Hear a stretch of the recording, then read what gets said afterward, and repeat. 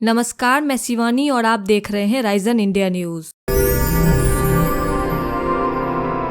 कड़वा सच को लोगों के सामने लाने का जो काम कर रहा है, ऐसे मूवी को बैन नहीं करना चाहिए, पूरे देश में टैक्स फ्री करके दिखाना चाहिए। पूरे देश में और इतिहास को मिटाने के लिए नहीं, इतिहास को उबारने के, सच्चा को जितना भी कड़वा हो लोगों के सामने लाने की आवश्यकता है। इसी शब्दों के साथ में आप जो भी देते थे यहाँ पे कश्मीर के कुछ परिवार के हाथ में देते थे और कश्मीर में थोड़ा बहुत उसका लागत होते थे।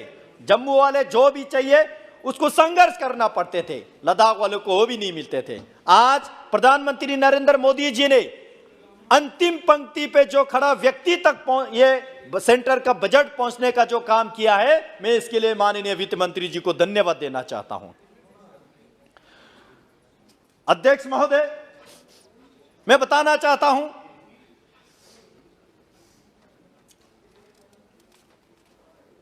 गवर्नेंस आउटरीच प्रोग्राम, क्योंकि इलेक्शन जीतते हैं, सत्ता में भी आते हैं, लेकिन उसके बाद लोगों के सेवा भूल जाते थे कुछ लोग। लेकिन आज प्रधानमंत्री नरेंद्र मोदी जी ने जम्मू कश्मीर के लेफ्टिनेंट गवर्नर महोदय के लीडरशिप में आउटरीच प्रोग्राम के माध्यम से बैक टू विलेज का प्रोग्राम चलाया और गांव गांव घर घर जाके सीनियर लेवल के ऑफिसर जाके उनके क्या दुख है, क्या कष्ट है, क्या तकलीफ है, उनको निपटाने का जो काम किया, समाधान देने का काम किया। और बैक टू विलेज प्रोग्राम के तहत 5 लाख से ज्यादा डोमिसाइल सर्टिफिकेट जो है गांव गांव जाके बांटने का काम किया। Death certificate and birth certificate बनाने के लिए जो डिस्ट्रिक्ट हेडक्वार्टर आने के लिए तकलीफ होते थे, वहां तक ले जाके उन लोगों को डेथ सर्टिफिकेट, बर्थ सर्टिफिकेट घर घर में बांधने का जो काम किया बैक टू विलेज ने किया। अध्यक्ष जी, अभी तो शुरू किया है अभी तो शुरू हुआ है। 50,000 से ज्यादा परिवारों का आयुष्मान भारत योजना से जोड़ाया गया पूरे जम्मू कश्मीर में। कौन अनुमान लगा सकते थे पहले कौन? अगर पहले आयुष्मान भारत का स्कीम होता तो सिर्फ जो नेताओं के रिश्तेदार है वही ख्वाब देख सकते थे, बाकी लोग नहीं देख सकते थे। आज वो गरीब, वो महिला, वो जो वहां पे जो कभी फील करते थे कि हमें दिखने वाला कौन है, आज वो लोग भी आयुष्मान भारत के माध्यम से पूरे बेनिफिट में ले रहा है। मैं बताना चाहता हूं, एजुकेशन के क्षेत्र में जम्मू कश्मीर में 50 नए कॉलेजेस शुरू किया, जिसके परिणाम स्वरूप 20,000 सीट्स के बढ़ोतरी हुए, वो भी मात्र 1 वर्ष में। यह 70 वर्ष में एक साथ होने वाला सबसे बड़ी बढ़ोतरी है। अध्यक्ष जी, पहला कक्षा से 1st से 5th कक्षा के पुस्तकों का डोगरी भाषा में, हिंदी भाषा में, कश्मीरी भाषा में ट्रांसलेशन किया जा रहा है।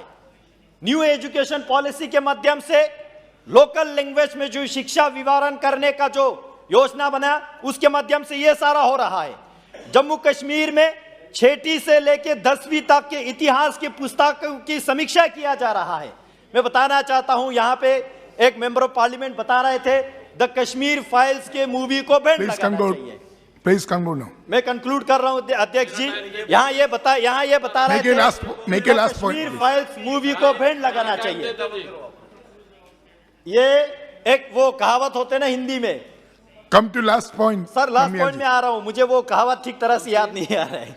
बीटर ट्रूथ को, जो कड़वा सच को लोगों के सामने लाने का जो काम कर रहा है, ऐसे मूवी को बैन नहीं करना चाहिए, पूरे देश में टैक्स फ्री करके दिखाना चाहिए। और कुछ लोगों ने पहले जिन्होंने सरकारें चलाए 65 साल, जिन लोगों ने हिंदुस्तान के युवा पीढ़ियों को इतिहास भी गलत तरीके से पढ़ाया, उस इतिहास को करेक्ट करके पढ़ाने के काम मोदी जी के सरकार जम्मू कश्मीर से शुरू कर रहा है। सोशल सिक्योरिटी में बहुत सारे काम हो रहा है, पोस्ट मैट्रिक स्कॉलरशिप में हो, प्री मैट्रिक स्कॉलरशिप में हो, उसी तरह ओबीसी छात्रों को हो, एससी छात्रों को हो, ऐसे बहुत सारे मैं शॉर्ट में बता रहा हूं। इन सब के बारे में जो काम करने का काम मोदी जी कर रहा है। Social security through medical education, Jammu Kashmir में 2 all India institute of medical science का वहां पे इस्टेब्लिशमेंट हो रहा है, 7 नए मेडिकल कॉलेज बन रहा है, 5 नर्सिंग कॉलेजेस बन रहा है, 2 कैंसर इंस्टीट्यूट खोले जा रहे हैं। क्या ये मोदी सरकार 370 हटने तक सीमित रहे हैं या आगे जाके काम भी कर रहा है? ये लोगों के सामने है, आंकड़ा में बता रहा हूं अध्यक्ष महोदय। एमबीबीएस सीट्स 500 से बढ़ा के 1100 कर दिए गए हैं जम्मू कश्मीर में। इससे क्या होगा? जम्मू कश्मीर के नौजवानों और विशेष रूप से कश्मीर के नौजवानों के हाथ में इंजेक्शन, लैपटॉप, पेन देने के काम कर रहा है ताकि पत्थर छोड़े, पत्थर फेंके नहीं, पत्थर छोड़े। यह काम माननीय मोदी जी के सरकार कर रहा है। इन्वेस्टमेंट के बारे में यहां पे पूछ रहे थे, मैं एक आंकड़ा जरूर देना चाहूंगा आपके अनुमति से। Investment in industry development, Jammu Kashmir औद्योगिक नीति नोटिफाइड की गई है। औद्योगिक भूमि आवंटन नीति मंजूरी किए गए और सिंगल विंडो सिस्टम के माध्यम से वहां पे इन्वेस्टमेंट और इंडस्ट्री स्टेब्लिश करने का जो काम किया, जिसका मैं आंकड़ा दे रहा हूं। यहां पे आंकड़ा जानने का बहुत उत्सुक जताया था, जरूरी समझता हूं इस आंकड़ा को देना। जम्मू डिवीजन में अध्यक्ष महोदय, जम्मू डिवीजन में धारा 370 हटने के बाद 990 एप्लीकेशंस आया, जिन लोगों ने इच्छा जताया कि जम्मू कश्मीर में 24,772 करोड़ इन्वेस्ट करना चाहते हैं। कश्मीर डिवीजन में 3,197 एप्लीकेशंस आया, जिन्होंने इच्छा जताया कि 20,684 करोड़ वहां पे इन्वेस्ट करना चाहते हैं। यानी टोटल जम्मू कश्मीर में 4,187 एप्लीकेशंस आया, जिन्होंने ये कहा कि हम जम्मू कश्मीर में निवेश करना चाहते हैं। 45,411 करोड़ का वहां इन्वेस्टमेंट ला रहा है।